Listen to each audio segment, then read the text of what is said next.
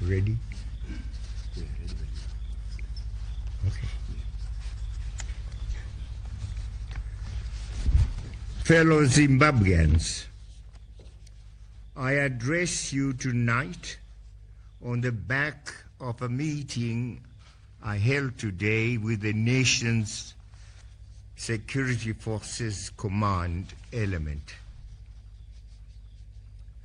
This meeting, which was facilitated by a mediating team led by Father Fidelis Mkonori S.J.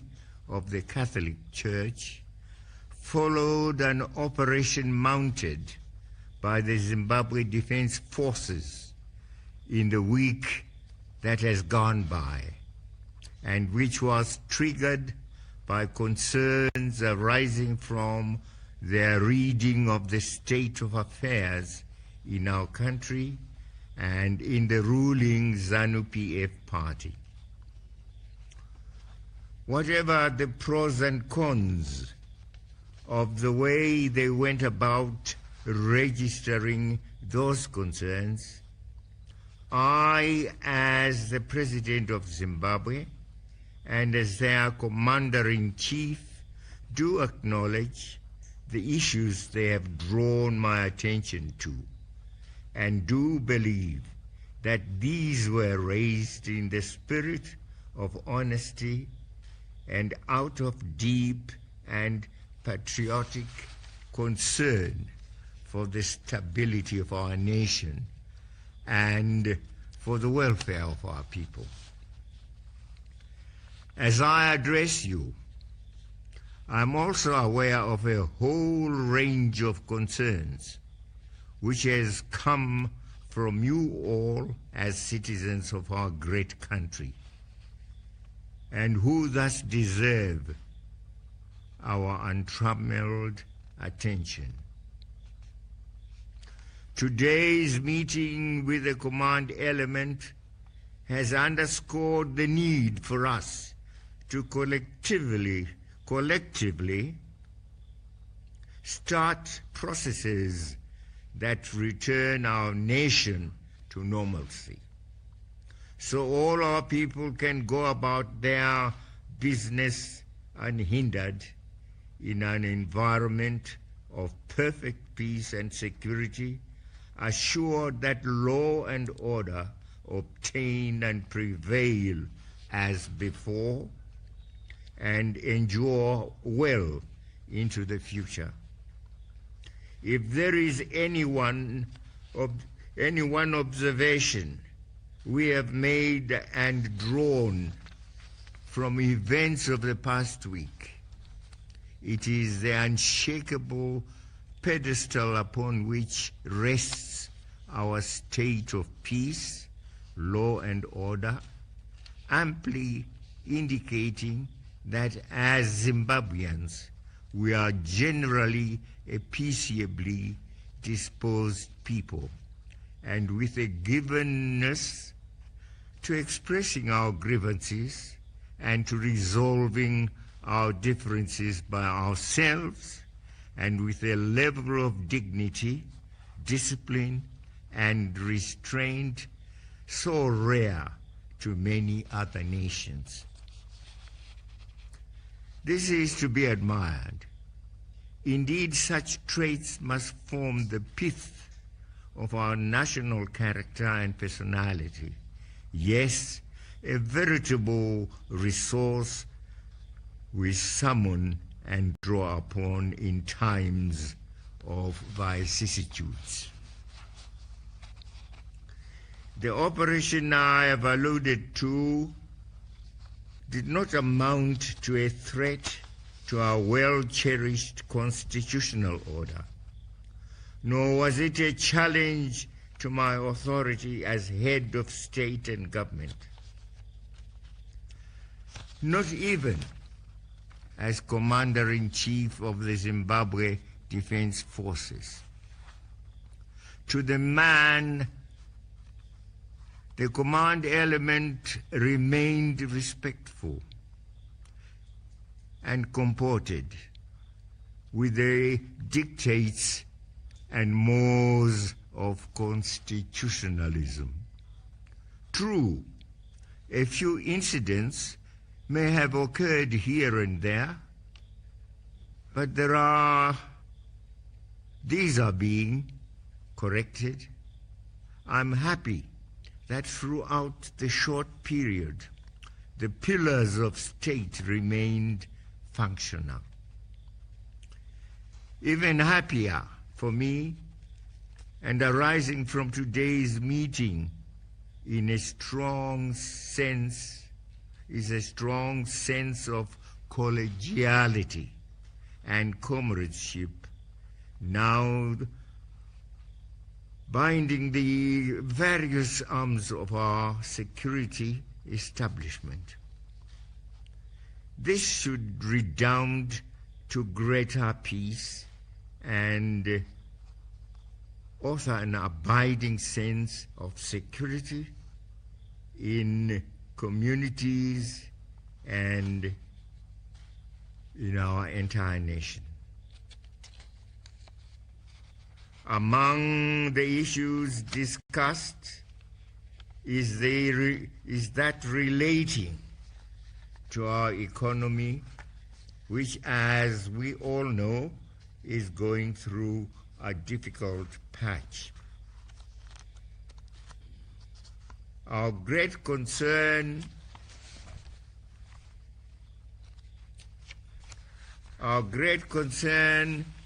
to that guide the operations of all its organs. No, that jump. Of greater concern, may I read this again? I beg your pardon. Of greater concern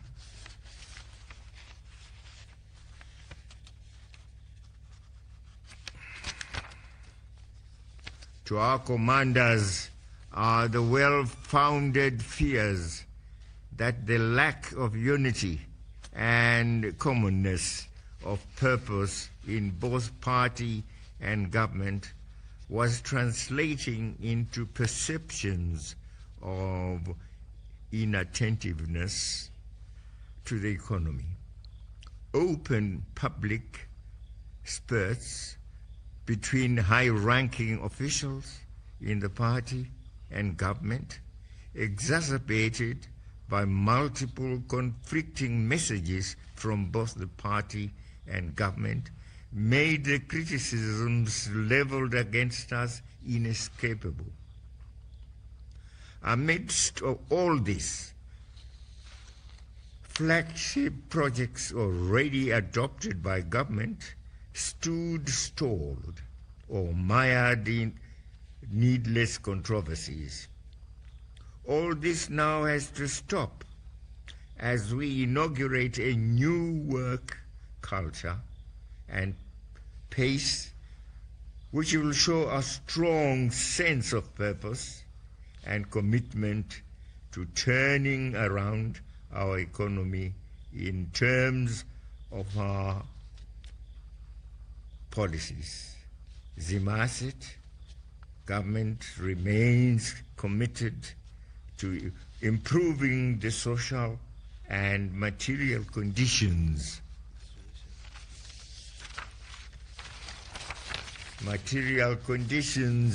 of the people. Government will soon unveil an entrepreneurial skills and business development program which will empower and unleash gainful projects at our growth points and rural areas. Fellow Zimbabweans, we are a nation born out of a protracted struggle for national independence.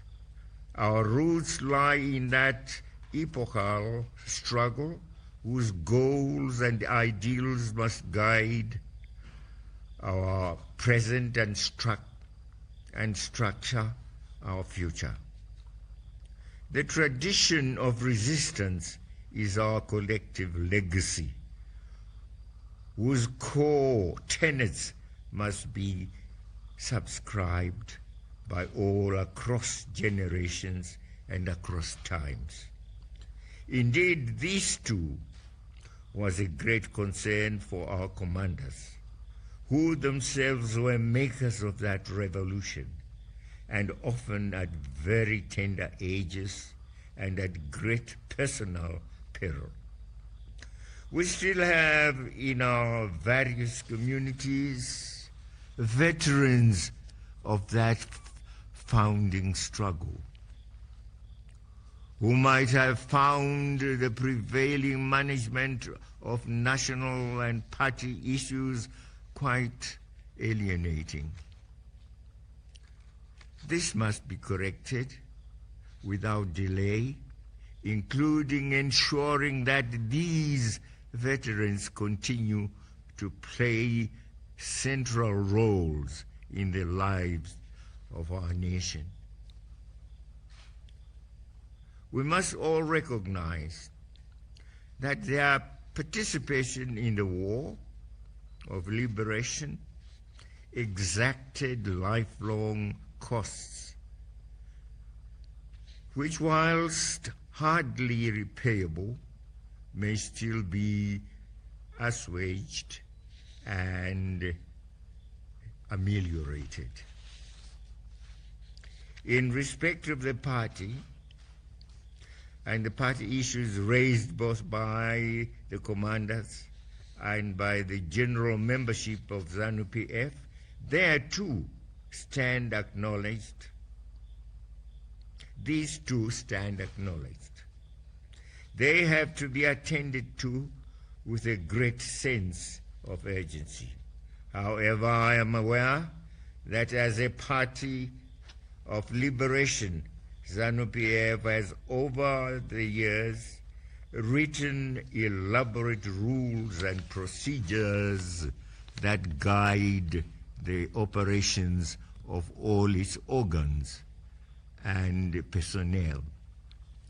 Indeed, the current criticism raised against the command element, raised against it by the command element and some of its members, have arisen from a well-founded perception that the party was stretching or even failing in its own rules and procedures. The way forward, thus, cannot be based on swapping, vying cliques that ride roughshod over party rules and procedures. There has to be a net return to the guiding principles of our party as enshrined in its constitution, which must apply fairly and equitably in all situations and before all members. The era of victimization and arbitrary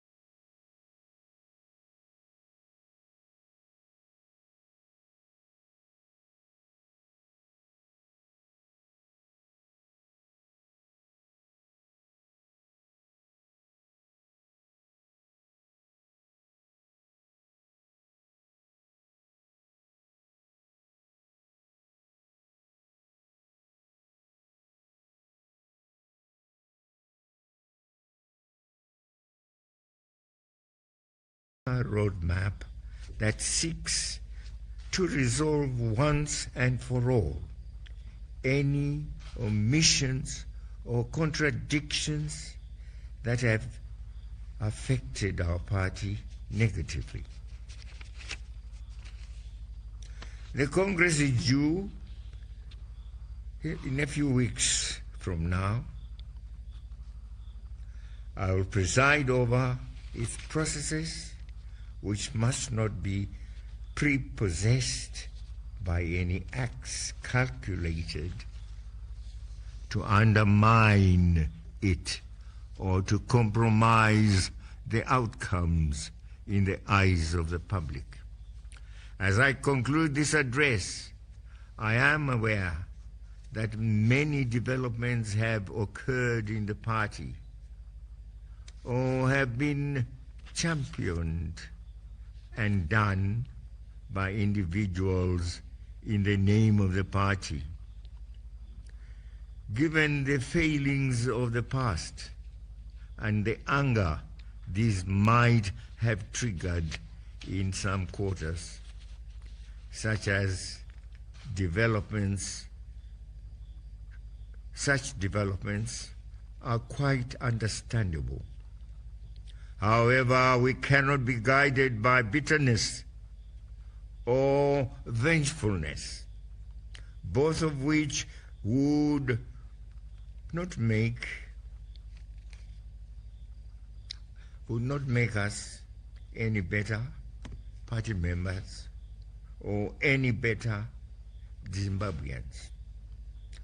Our hallowed policy of reconciliation, which we pronounced in 1980, and through which we reached out to those who had occupied and oppressed us for nearly a century, and those we had traded fire with in a bitter war, surely cannot be unavailable to our own,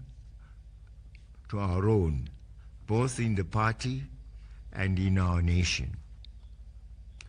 We must learn to forgive and resolve contradictions, real or perceived, in a comradely Zimbabwean spirit. I am confident that from tonight, our whole nation at all levels gets refocused as we put shoulder to the wheel amidst the promising agricultural season already upon us. Let us all move forward, reminding ourselves of our wartime mantra. Iweneni tinebasa. I thank you and good night. Sorry, one or two places.